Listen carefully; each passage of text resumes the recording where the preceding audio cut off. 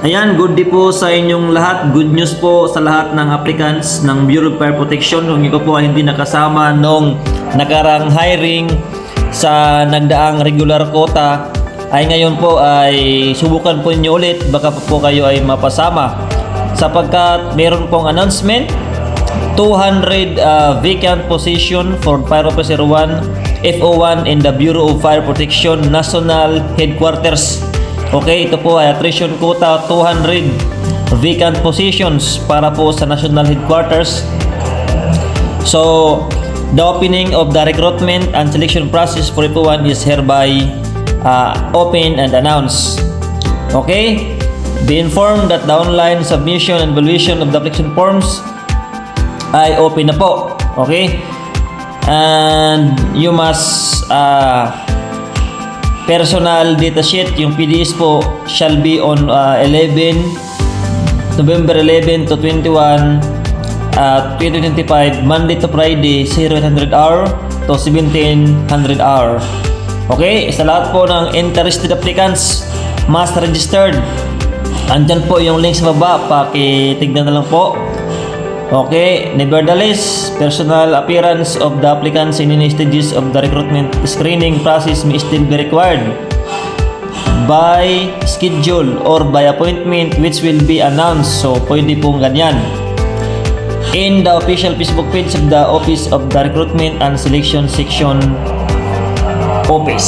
So, ayan, harap na po sa lahat ng mga applicants ng Bureau of Fire Protection dyan sa NCR, sa National Headquarters. So, yung mga hindi po nakasama nung nakaraang recruitment process ng regular quota ay pwede po nating i-try ulit ngayon. O sa ibang region din po ay meron pong mga ongoing na recruitment din naman sa attrition quota, kaya lang mas maliit po yung quota doon, nasa 30, 20, 10. Dito po ang pinakamarami. Okay?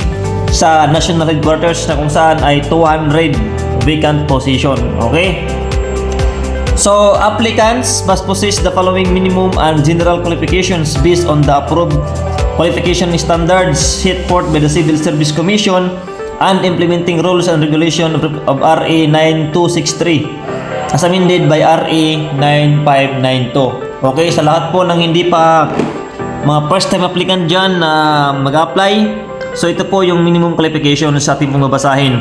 Rank Fire Officer 1, salary grade 10. So katumbas po yan ng 29,668 yung salary grade 10. Okay? Hindi pa po kasama dyan yung mga hazard pay at mga benefits. Education, bachelor's degree. So kailangan po tayo ay tapos ng 4 years bachelor's degree. Eligibility, pwede pong second level eligibility, pwede pong RA 1080, pwede pong CS Professional PD 907, FOA examination, pwede po Marina. So yan po yung mga iba't ibang eligibilities na pwede po natin gamitin.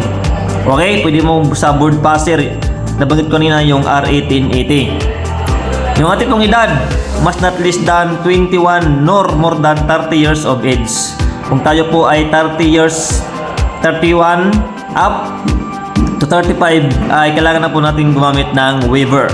Yung height po natin is must be at least 1.57 meters or 5'2" in height for male, and must be at least 1.52 meters or 5'0" in height for female. And of course, must weight not more than or less than 5 kilograms from the standard weight corresponding to his hair, age, and sex. So yan po yung ating mga minimum qualifications. So ito po yung mga list of documentary requirements na dapat po ay readily available sa mga applicants na mag-a-apply ngayon. Una, application letter addressed to the Chief BFP. So kung wala po kayong idea dyan, ay meron po tayong sample sa paggawa po ng application letter. Pakitignan na lang po sa ating playlist, okay, dito sa ating YouTube channel. Pangalawa, fully accomplished computerized personal data sheet PDS. So notarized, administered by the administering officer with recent passport size picture. So ito po ay pwede po itong ma-download ninyo sa www.cec.gov.ph yung PDS po na form.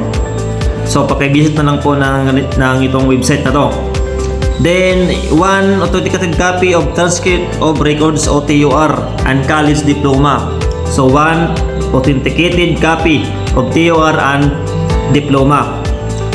One copy of second eligibility issued by PRC, Marina, or CEC, or a screenshot of online civil service eligibility verification system. So, ayan.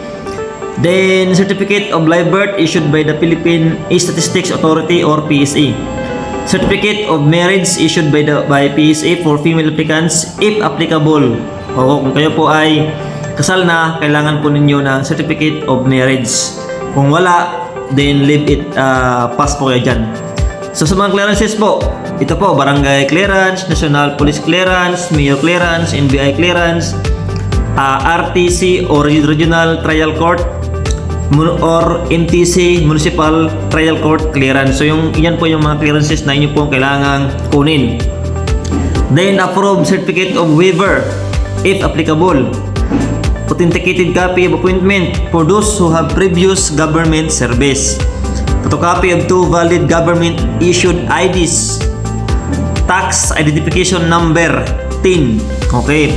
PhilHealth member data record or MDR. And Pag-ibig members data form or MDF. So yan. Yan po yung ating mga requirements, documentary requirements na dapat natin ay nandun na po sa atin kapag tayo ay nag-apply na dito sa attrition quota ng Bureau of Fire Protection. Yan, good luck po sa inyong lahat, sa lahat po na nag-apply ngayon para po sa attrition quota. Good luck and God bless you all, and sana po ay matanggap kayo at makamit yung mga pangarap sa buhay. See you in my next videos.